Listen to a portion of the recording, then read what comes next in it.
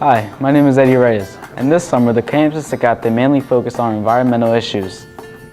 We knew we were bound to learn new things. We spoke to local scientists, social leaders, and artists. Hola, mi nombre es Consuelo del Palacio. Soy diseñadora gráfica. Hago diseño para programas de computación. En la danza azteca, mi nombre es Tlalteoli, que viene del náhuatl Tlali, tierra, Te, energía, y Olin, movimiento. Ya todo junto quiere decir la energía de la tierra en movimiento.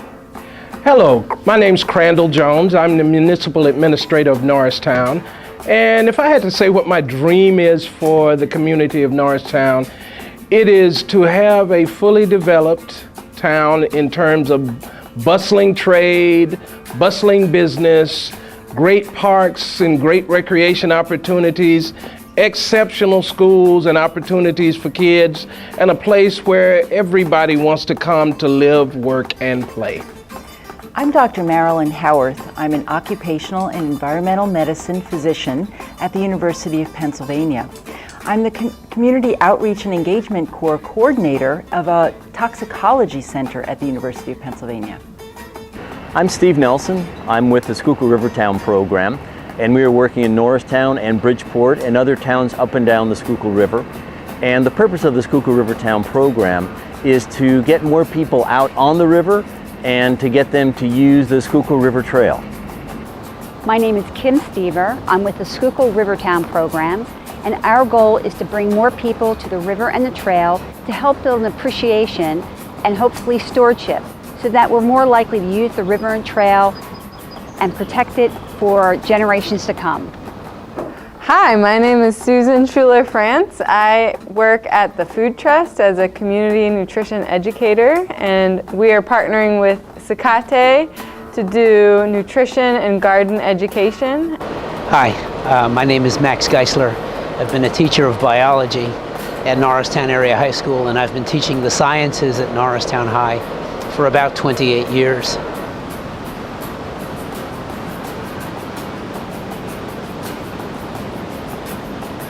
The first thing we wanted to learn about was the Schuylkill River. It's a block away from CCATE, and some of us cross it every day on our way to school.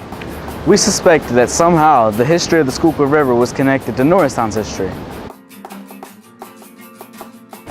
So, how long has the river been here? The river has been here for millions and millions of years. It is a remnant from the late Paleozoic era. Where did the name Schuylkill come from? The name Schuylkill is a Dutch name because kil in Dutch means creek. Schuylkill means hidden river. And it was named that way because the early Dutch explorers went right by the river as they sailed up the Delaware River. So they call it the hidden river. The Schuylkill River was the place where a lot of the action took place in 1777. We are sitting on the Bridgeport side of the river right now, and that was the British side for about 4 months.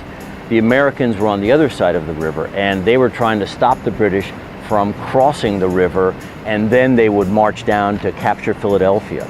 So the river served as a natural barrier for a long time that kept the American city of Philadelphia, which was the capital of the colony of America.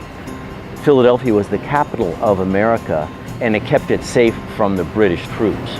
Well, the river was a place that early factories used to power their engines. They used the power of the water to turn wheels that would power engines inside things like flour mills.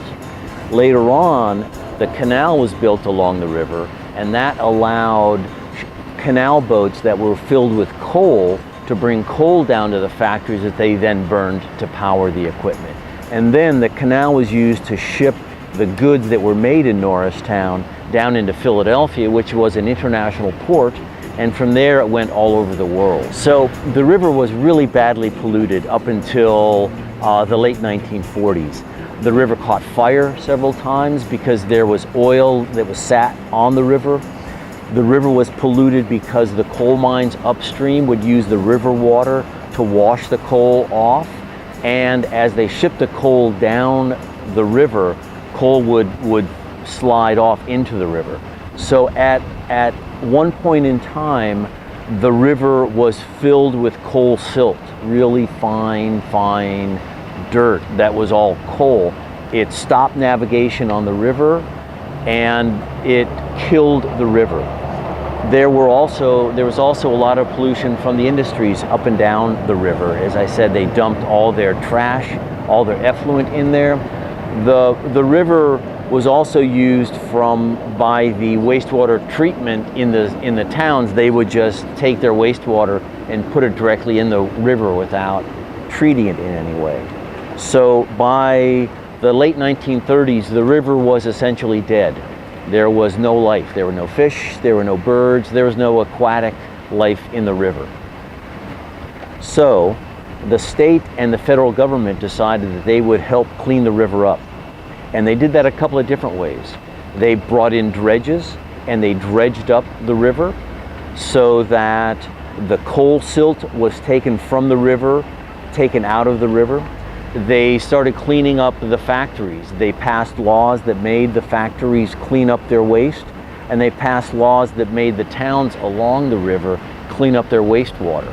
So starting about 1949, the river started coming back. And now the river is clean enough that there's fish again. There are bald eagles that fly around here. When I was out with CCATE 2 weeks ago, we saw a bald eagle flying over DeKalb Street Bridge. So the river really is alive again, and it's a river again thanks to this cleanup. And the cleanup continues. There are still pollution coming from upstream. There's acid mine drainage from coal mines.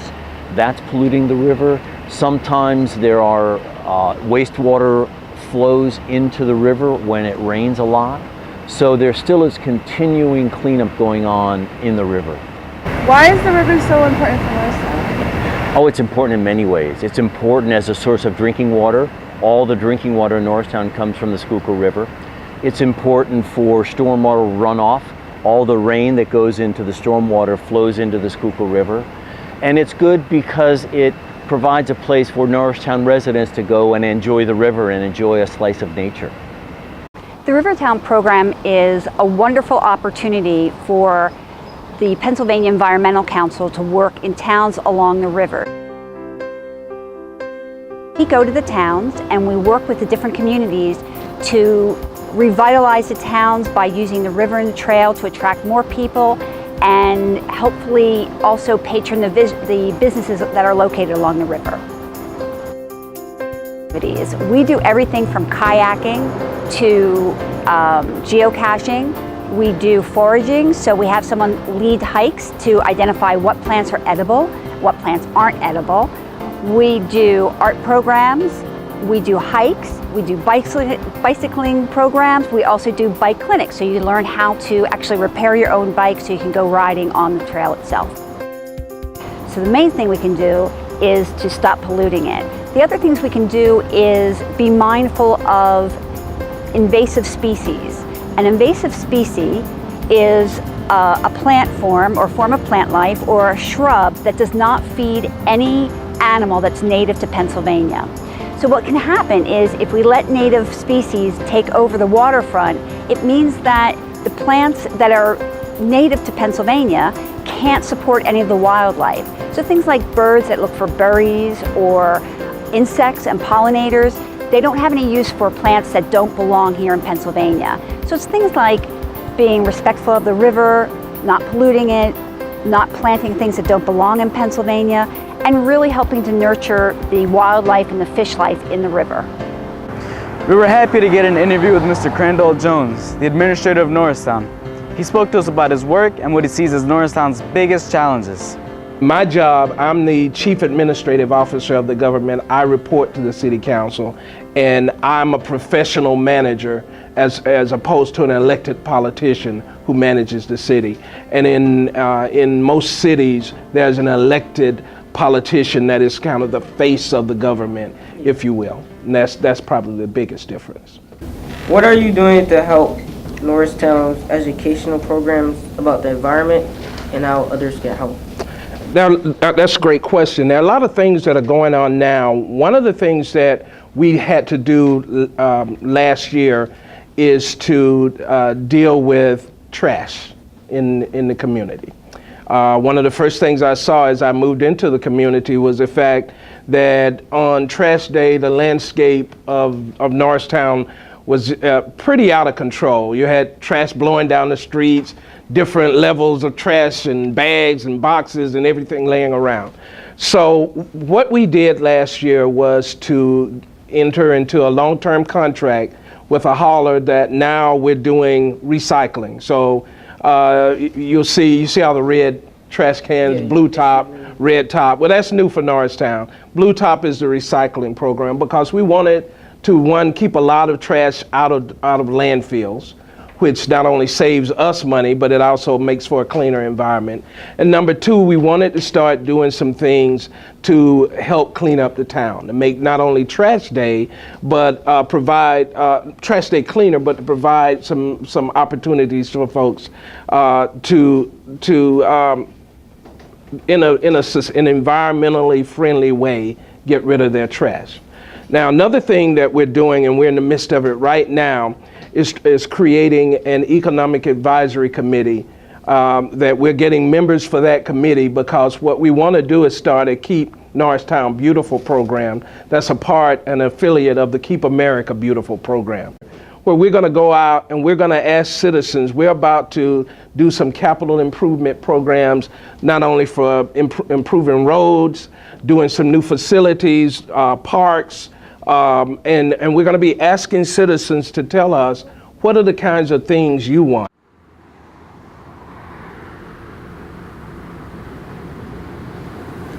Administrator Jones also spoke to us about his main concern for Norristown, the high levels of lead and pollution.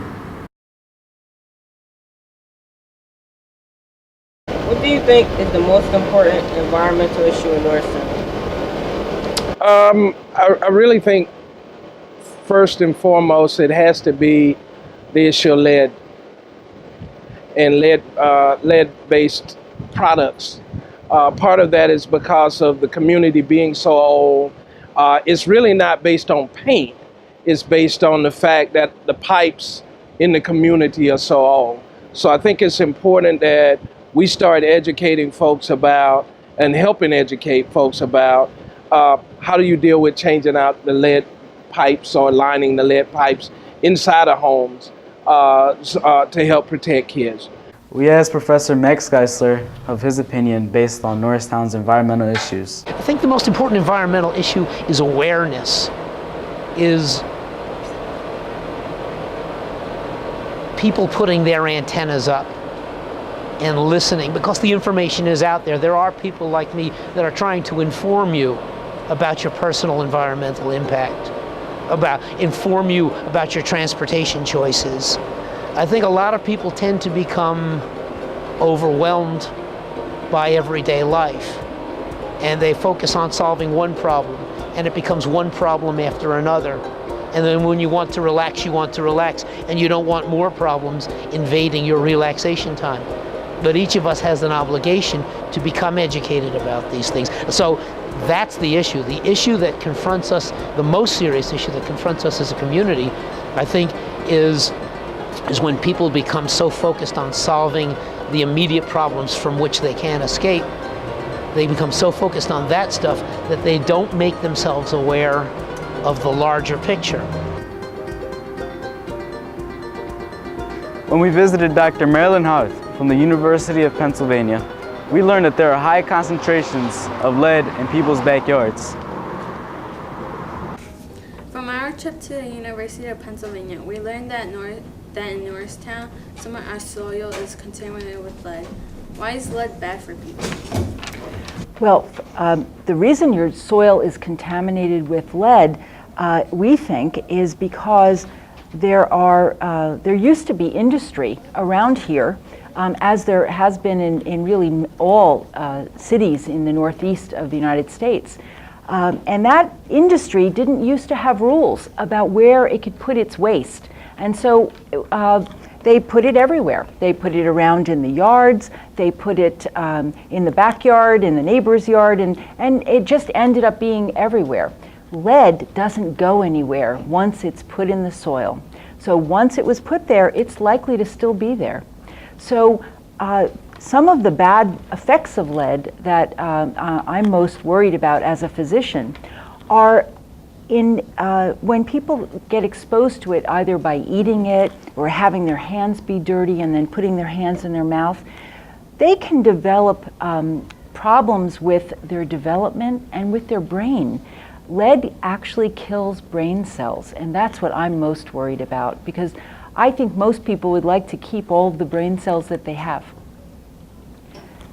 You can't tell if there's lead in soil by just looking at it. You really need to do an actual test.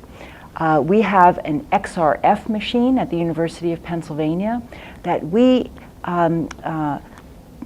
basically put just in contact with the soil, and it gives us a result in a couple of minutes to tell what the lead level is in soil. Well, one of the most important places and reasons why lead finds its way into homes is that for many years, paint that was used inside homes and outside homes contained a lot of lead. In some cases, 92 or 98% of the material of the paint was actually all lead.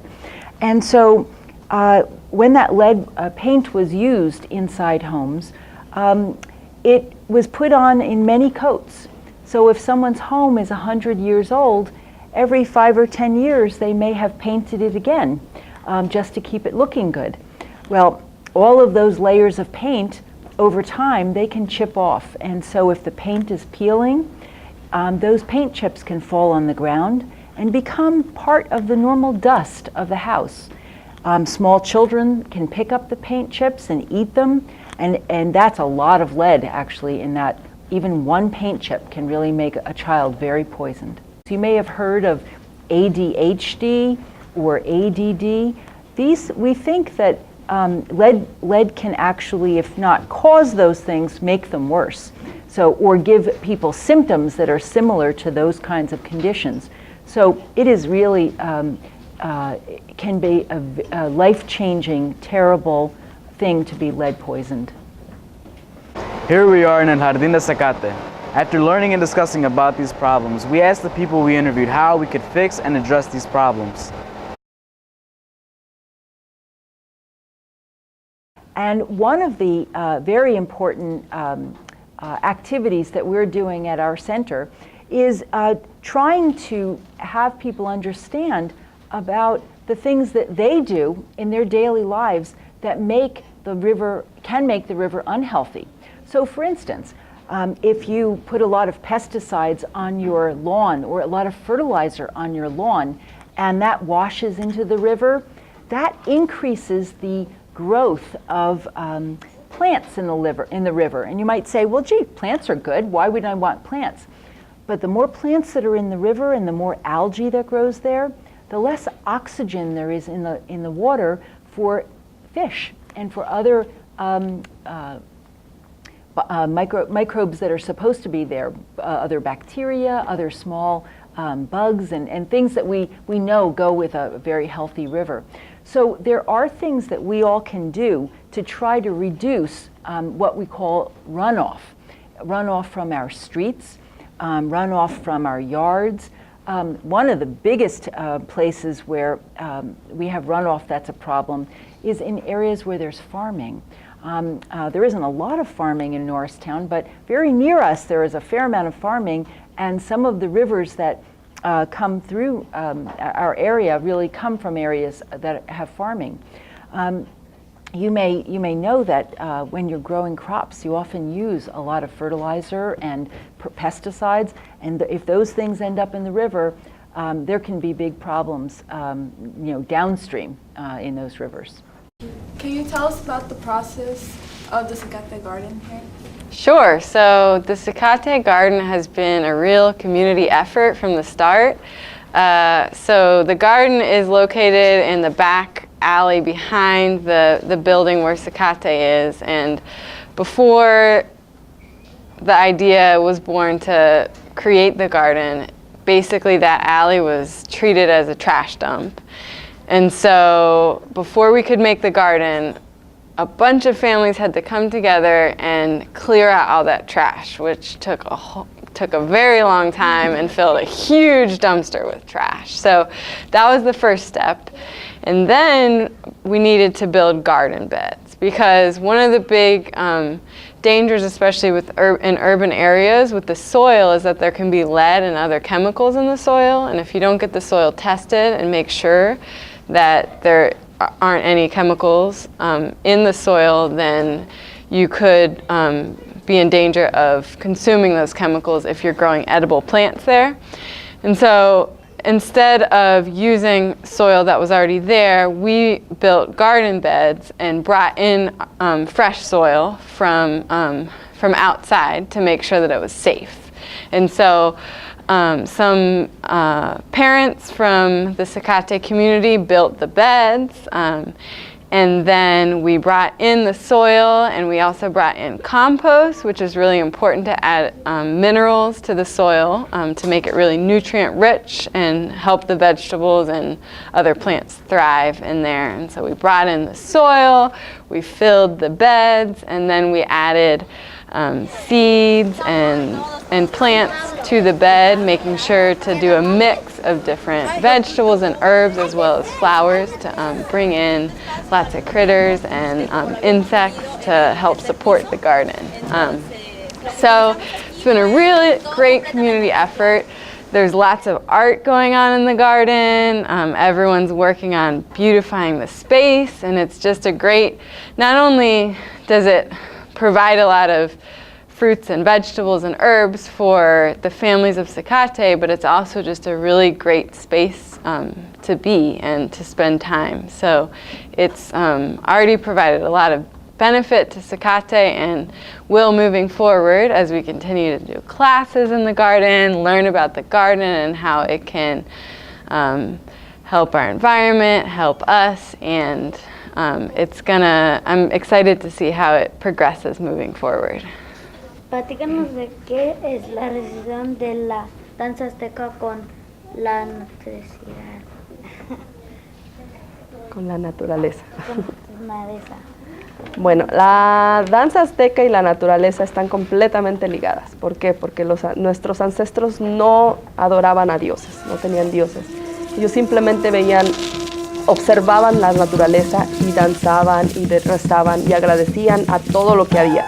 En este caso la danza al sol, la danza Tonatiuh, que era el sol, la danza Tlaloc, que era la danza de la lluvia, la danza del maíz, que era la Tlaoli, eran cualquier danza que existe ahorita y que existió en aquellos tiempos, tendría una representación en la naturaleza, animales, plantas, elementos, todo lo que pudieran observar estaba representado en la danza. ¿Qué podemos aprender de la danza azteca y el cuidado del medio ambiente? Bueno, si estamos hablando de que la danza azteca es una forma de agradecimiento, de demostrar nuestra ofrenda y nuestro agradecimiento a la tierra, ahí es la relación que tiene. El medio ambiente y la danza están completamente ligados sin que los abuelos, nuestros ancestros, observaran lo que pasaba en el medio ambiente, no existirían esos movimientos en la danza. Well, this is a great part of that. Making this documentary, I'm hoping, is going to raise people's awareness. Okay? Once that awareness rises, people start asking questions as far as saying, well, how can we organize to keep these terrible chemicals out of our food and our water? How can we organize to protect the ecosystem, the urban ecosystem in which we live? We learned that all knowledge is important. Artistic, historical, scientific. They are all equally important. No matter how old or how young you are, you can make a difference. Together, we can make a difference. Let's all be part of that solution.